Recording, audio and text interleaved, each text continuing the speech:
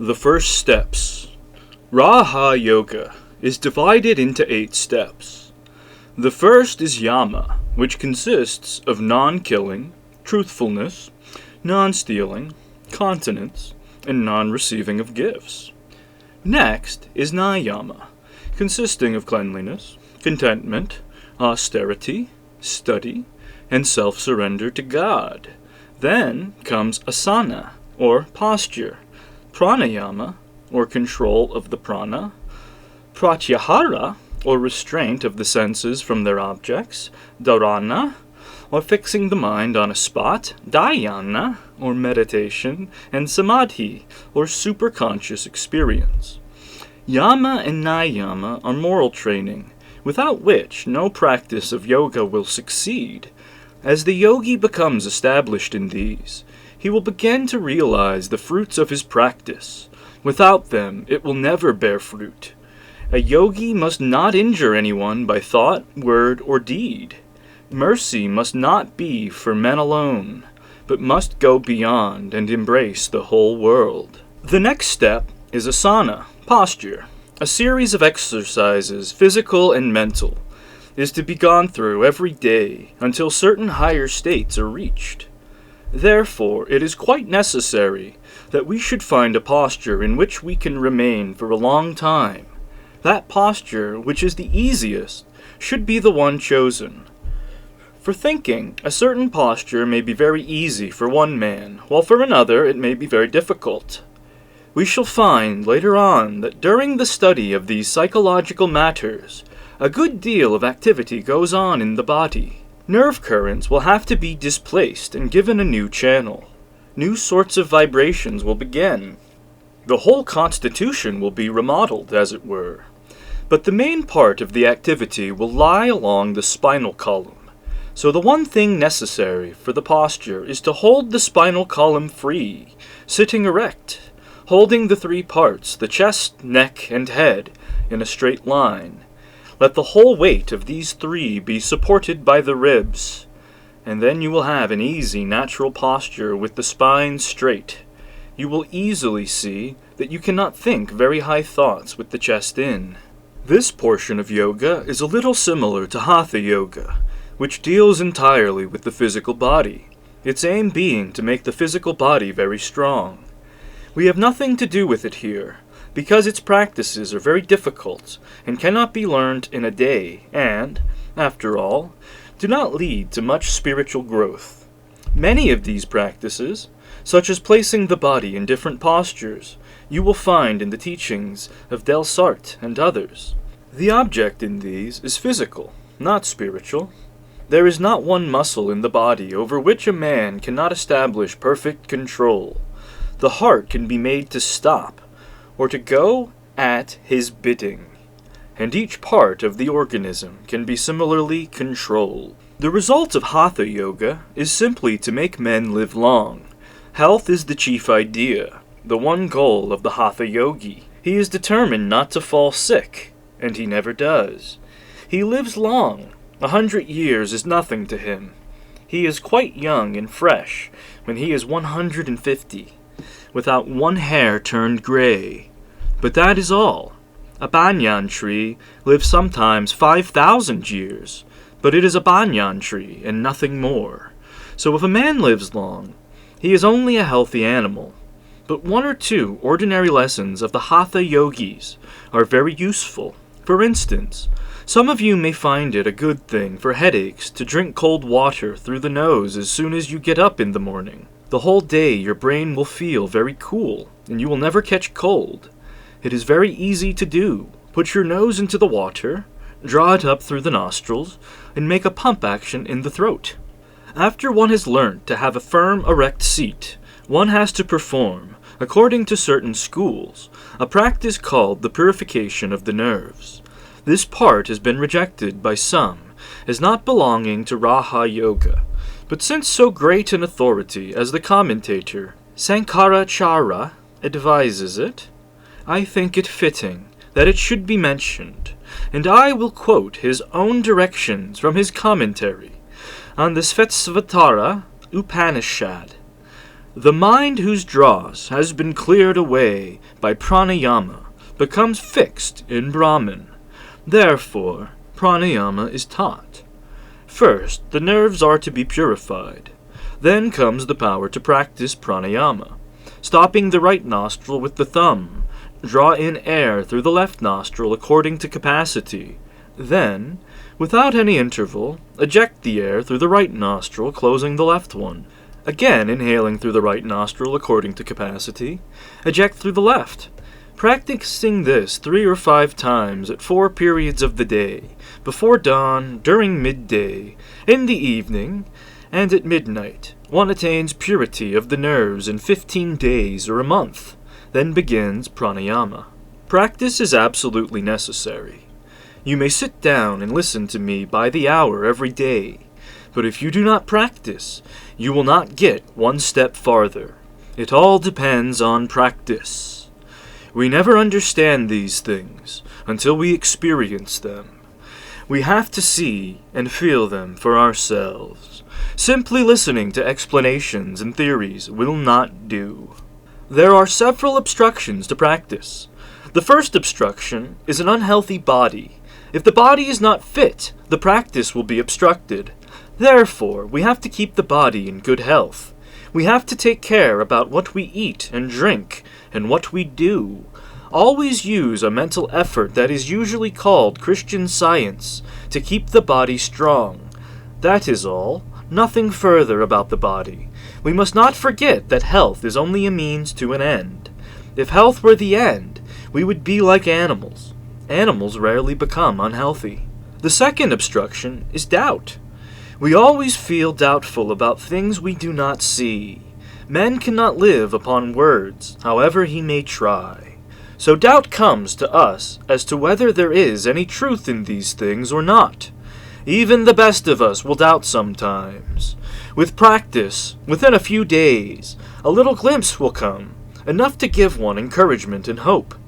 As a certain commentator on yoga philosophy says, when one proof is obtained, however little that may be, it will give us faith in the whole teaching of yoga. For instance, after the first few months of practice, you will begin to find you can read another's thoughts. They will come to you in picture form. Perhaps you will hear something happening at a long distance when you concentrate your mind with a wish to hear. These glimpses will come by little bits at first, but enough to give you faith and strength and hope. For instance, if you can concentrate your thoughts on the tip of your nose, in a few days you will begin to smell a most wonderful fragrance, which will be enough to show you that there are certain mental perceptions which one can experience without the contact of physical objects. But we must always remember that these are only the means, the aim, the end, the goal of all this training is liberation of the soul, absolute control of nature, and nothing short of it must be the goal. We must be the masters and not the slaves of nature. Neither body nor mind must be our master, nor must we forget that the body is ours, and not we the body's. A god and a demon went to learn about the self from a great sage. They studied with him for a long time. At last the sage told them, "You yourselves are the being you are seeking." Both of them thought that their bodies were the self. The demon went back to his people quite satisfied and said, "I have learnt everything that was to be learnt. Eat, drink, and be merry. We are the self. There is nothing beyond us."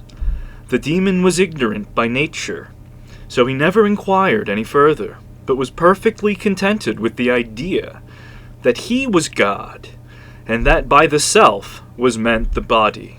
The god had a pure nature. He at first committed the mistake of thinking, "I, this body, am Brahman, so let me keep it strong and healthy and well-dressed, and give it all sorts of enjoyments." But soon he found out that could not be the meaning of the sage, their master. There must be something higher. So he came back and said, "Sir, Did you teach me that this body was the self? If so, I see that all bodies die, but the self should not die. The sage said, Find it out yourself. Thou art that. Then the god thought that the vital forces which work the body were what he meant by the self.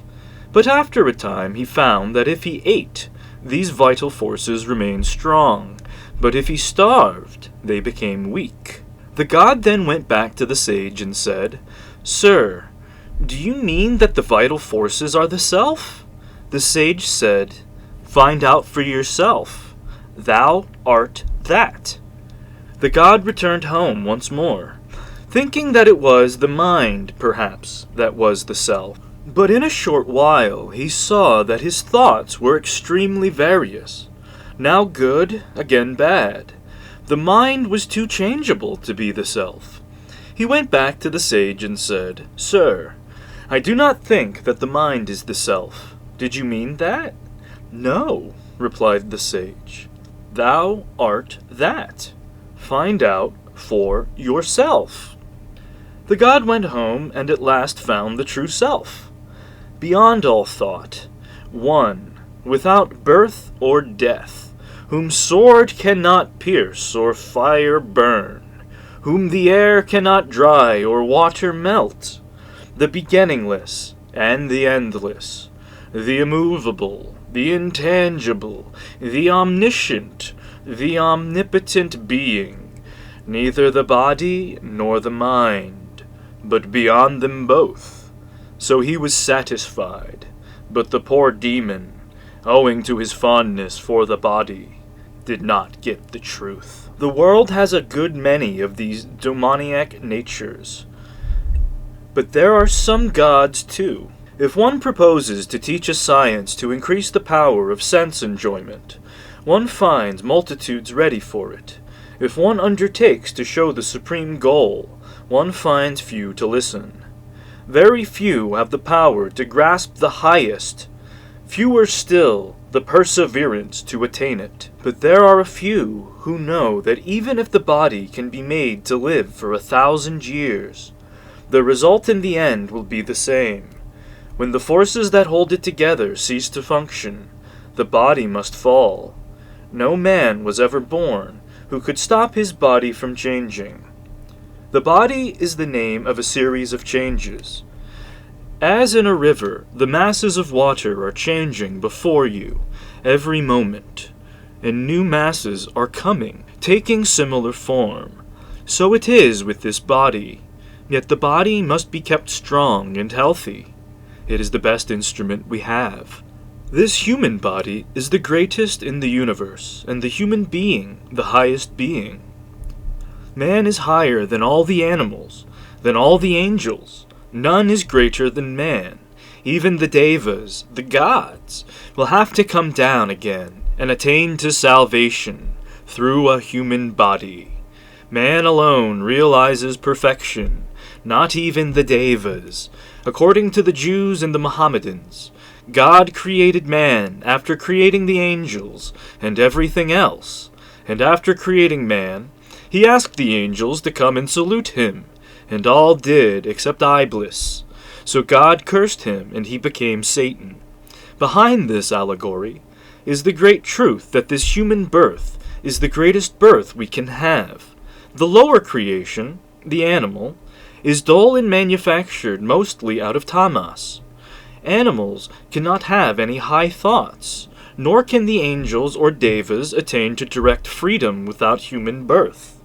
In human society, in the same way, too much wealth or too much poverty is a great impediment to the higher development of the soul. It is from the middle classes that the great ones of the world come. Here the forces are equally adjusted and balanced.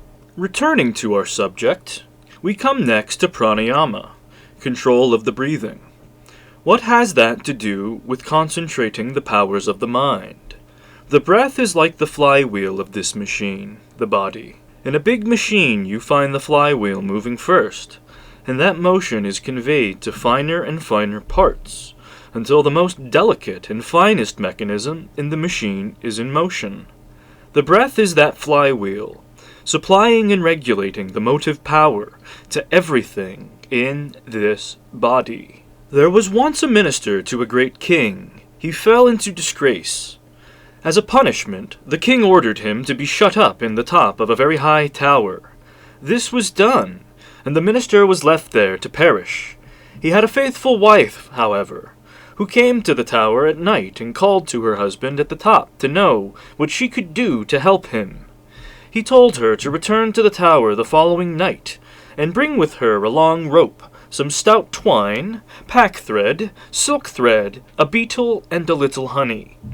Wondering much, the good wife obeyed her husband and brought him the desired articles. The husband directed her to attach the silk thread firmly to the beetle, then to smear its horns with a drop of honey, and set it free on the wall of the tower, with its head pointing upwards. She obeyed all these instructions, and the beetle started on its long journey. Smelling the honey ahead, it slowly crept onward, in the hope of reaching the honey, until at last it reached the top of the tower. When the minister grasped the beetle and got possession of the silk thread, he told his wife to tie the other end to the pack thread, and after he had drawn up the pack thread, he repeated the process with the stout twine, and lastly with the rope.